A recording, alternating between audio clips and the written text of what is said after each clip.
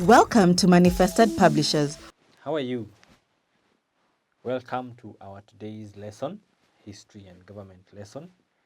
We are continuing with the topic International Relations. And in our today's lesson, we are going to focus on the performance of the United Nations. In our previous lesson, we learned about the organization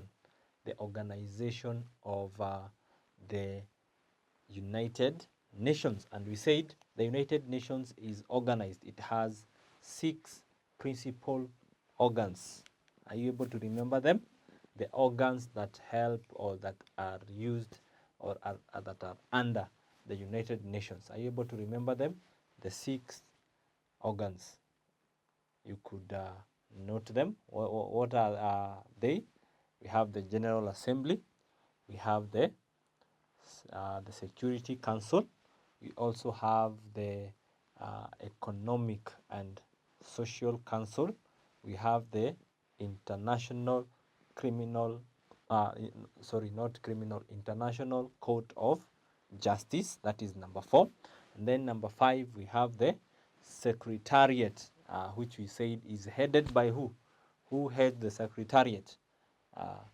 Very good. The Secretary General. And we said the Secretary General is given a 5-year term, and normally they are appointed from the minor powers. And then lastly, the last organ is the Trusteeship Council, which is given the mandate of taking care of or maintaining the territories that were taken from the Allied powers that were previously taken care of by the League of Nations, and then the territories that were taken after the Second World War from the Axis powers. So it has various organizations, or it has various duties. Each organ has various duties to make sure that the world or international peace is maintained. Now, we also looked at or learned about the specialist or the specialized agencies of the United Nations and the different activities and duties that they do. Now, in today's lesson, we are going to ask ourselves, how has the UN performed so far as we are today? Because it is an organization that is here even today. What are the achievements that have the UN been able to make? Are there any achievements?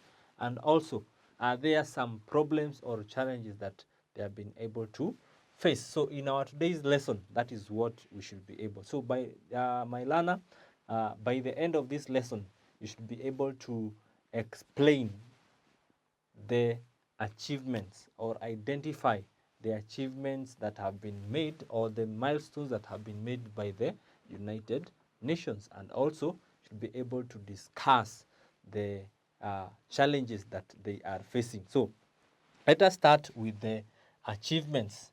The achievements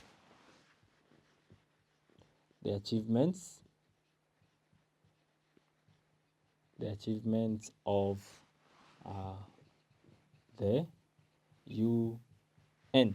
What are the achievements that the UN has been able to have? So the first one and the most important one is that it has led to disarmament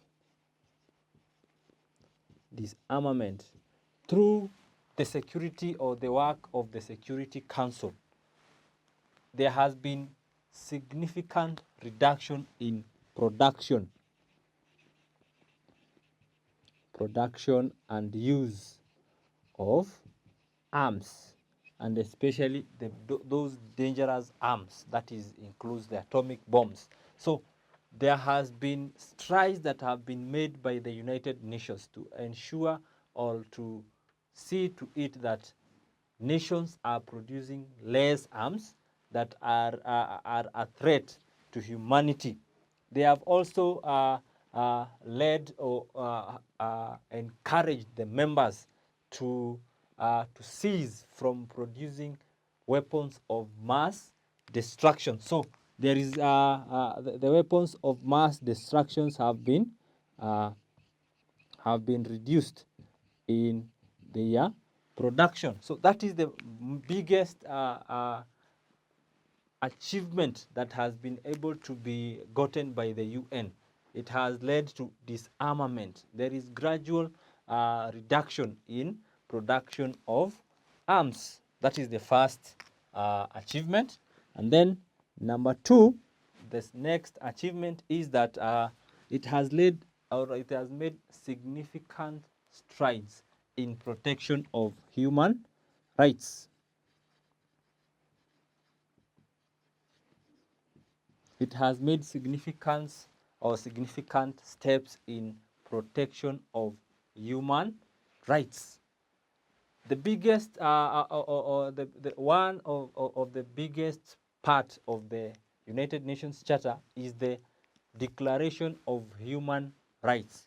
And the UN has done a lot of work to make sure that nations adhere to the respect of the human rights, the basic human rights and freedoms of humanity have been upheld, such that there is, in case there is any nation that is going against the rights and freedoms of citizens, of one citizen, of one nation or of another country, the UN has made significant strides to see to it that the rights and freedoms of the people are being followed.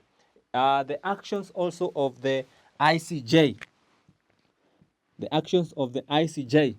have been significant in trying cases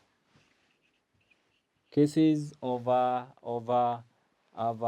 crimes against humanity. So those people who have been found guilty of crimes against humanity have been taken to the ICJ or the ICC, the court at Hague, and then there has been justice has been brought to the victims of whose rights have been violated.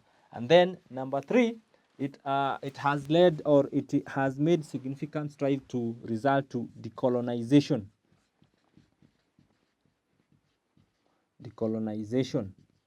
Through the work of the UN, there are no longer activities of colonialism.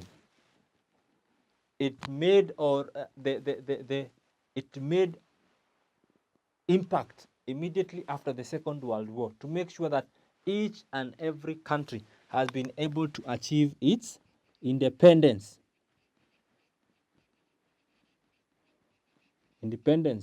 Remember, the UN is an association of independent or sovereign states. So it encouraged countries to have their own independence, and it made strides to make sure that those that were under any power at that time, they have been given their own independence, and they are able to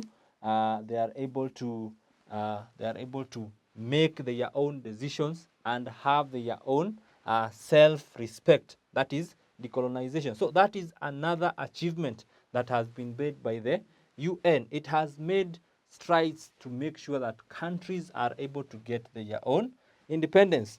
Number four, there is disability mainstreaming.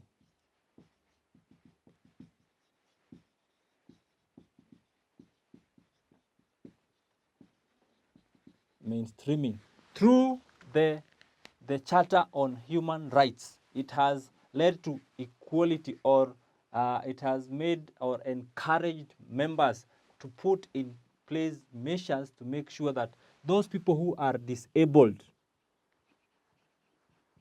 the disabled people, have access.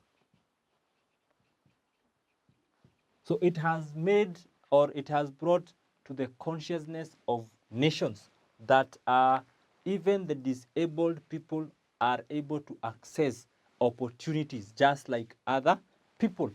They are able to get resources that they require. They are able to be exposed to opportunities for them to work, opportunities for them to continue learning, that their disability is not used against them. Their disability is given or is not a shortcoming to them. And then also it has led to development programs. There has been initiation of development programs. Development programs have been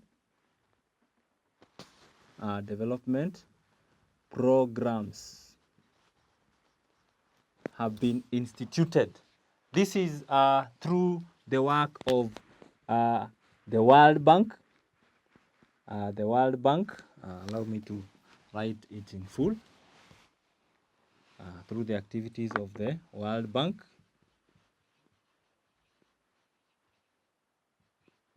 which has provided loans, right? Has provided loans. Other nations have given grants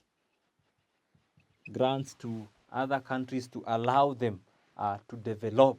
So there has been significant programs or that have been put in place by the UN through the organs and the specialized agencies to make sure that there is development in the countries, especially after the devastating effects of the world war. So the economy has been able to grow under the world economy has been able to grow and flourish under the UN. Also, apart from development, that is economic, there has also been institution of humanitarian. There has been institution of humanitarian programs. These includes the resettlement of refugees and also cultural interactions between people. So the humanity or people have been able to interact. Different organizations have been brought together to make sure that humanity or people who are facing various problems have been able to be taken care of. Those people who are facing floods, people who are facing famine, they do not have food. Through the UN, there are programs that have been instituted to make sure that their needs have been taken care of. So people are able to access basic needs. Basic needs of people through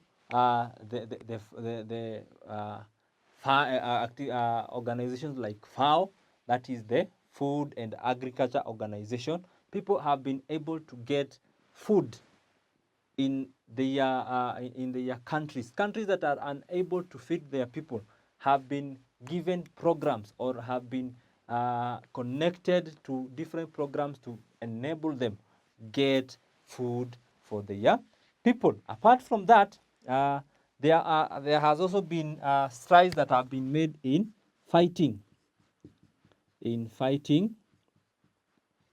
of diseases that did not have cure. Through the work of the World Health Organization, WHO, the World Health Organization, experts have been brought together and they have made discoveries that have been disseminated, or that knowledge has been passed all across members of the United Nations, and it has found or we have seen that diseases that initially would not be able to be controlled, today they are controlled. For example, we have vaccinations against malaria. We have vaccinations against smallpox. Through these are initiatives of the World Health Organization together with other partnerships to see to it that the diseases have been fought away with. And also The next achievement is that there has been advocating for women rights. Women rights have also been advocated for.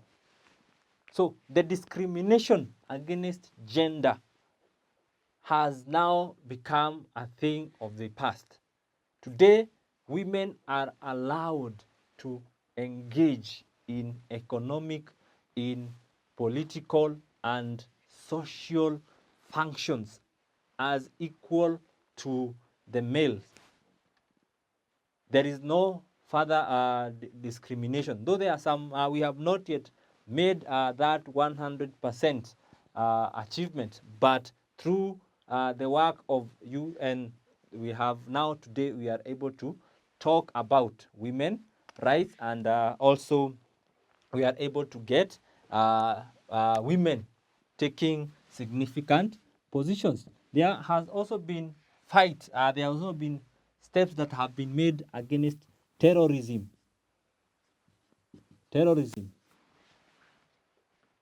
The UN, through the Security Council, have made significant strides in deploying military personnel and also military intelligence, sharing of intelligence amongst countries, which has enabled them, or enabled us through the United Nations, to be able to curb the effect of terrorism.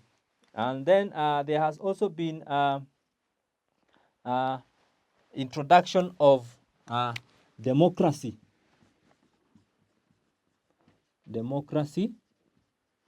and good governance. Democracy and good governance. So through the work of the UNHCR, the UN, especially through UNICEF, that is education and sensitization of people, there is now desire and there is development of good democratic systems and also governance. Remember, the biggest aim of UN is to bring international peace. So it has encouraged governments to be democratic. It has encouraged governments to undertake free and fair elections. During elections, the UN sends missions or observers to make sure that the elections that are happening in the different countries or members of the UN are free and fair. This has led to good governance. So apart from these achievements that I've mentioned, they have also had some challenges. They have had some few challenges in how they have taken their duties. So let us look at the challenges facing the UN. Challenges facing the UN. So the first challenge is that there has been, or there are different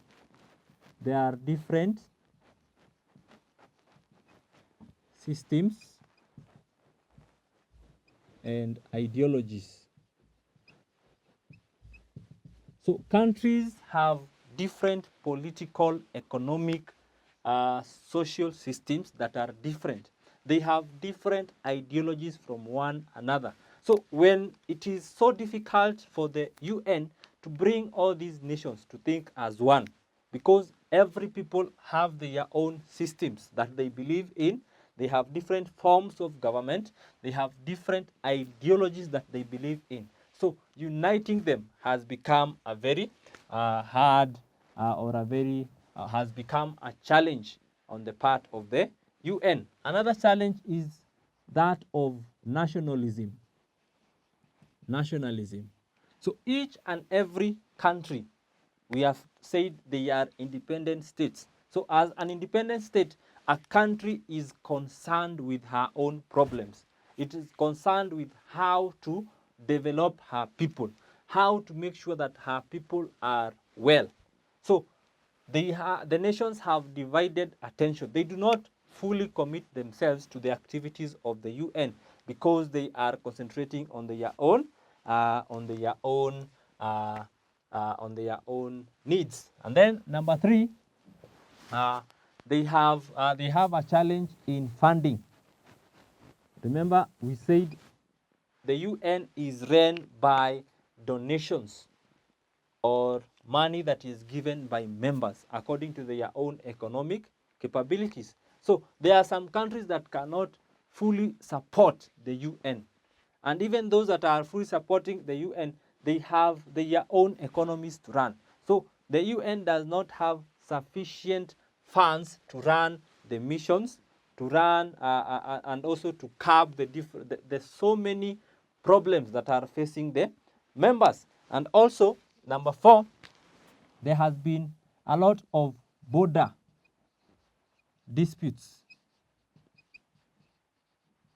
There has been a lot of border disputes that have erupted between members, most of which were done during the process of colonization. So after independence, there has been border disputes that have been existing for a very long time, and the UN is unable to actually find a conclusive solution to those border disputes. And also, they do not have a sufficient army. They do not have a standing army to enforce the decisions that are made by the UN. So if one nation decides to go rogue, they do not have an army, a standing army that is controlled by the UN to be able to enforce its decisions. And also, they have there is also another challenge of regional conflicts. There has been regional conflicts that have been happening. Regional conflicts that have been happening. One is that is in among the Arabs and the Israel. Arabs and Israel. You have heard of Pakistan, right? And Israel. So they are always fighting against each other. There has been these conflicts that have been there, running for a very long time. In Sudan, until the other day, it's when we saw some kind of peace. We saw the Arabs fighting against the Southern Sudanese who are dark-skinned. So there has been a lot of issues, a lot of conflicts, regional conflicts that do not seem to have a conclusive solution. Also, there has been competition from other organizations. There has been competition from other organizations where the members have taken pledge or have taken into. An example is the Arab League. Right? So this has made the nations to have divided attention. They do not have a specific way of doing they are not directly concentrated on the UN. So they have divided attention. Another one is the North Atlantic Treaty Organization, what is known as NATO, the North Atlantic Treaty Organization, NATO. So this has made countries to not fully commit to the activities of the UN. And also, lastly, but not the least, there are so many that you could discuss. There has been disregard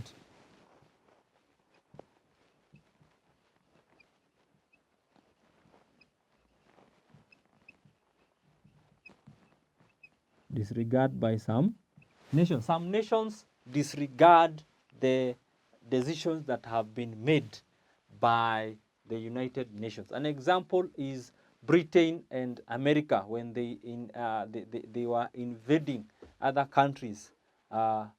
They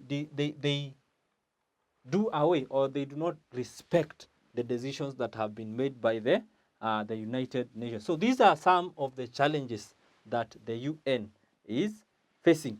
So, my dear learner, as we come to the end of our today's lesson, we have been discussing the performance of the United Nations. We have looked at its achievements, and also we have looked at the challenges that the UN faces in discharging its aims or its mandate. So in our next lesson, we shall make a step further and look at the next international organization, which is the Commonwealth. So before we end our today's lesson, here is an exercise for you. An exercise for you. Some work for you to do at home.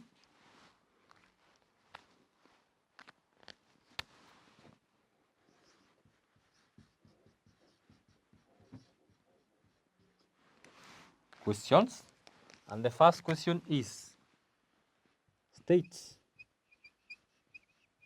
and explain the achievements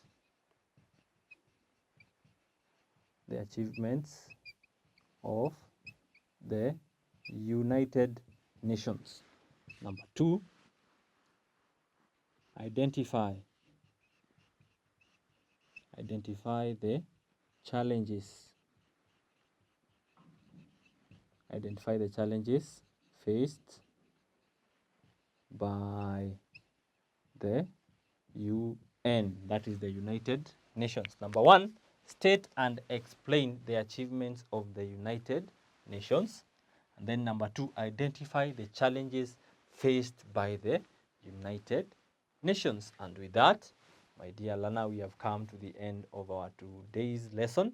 I've been your teacher, Conan Gakure.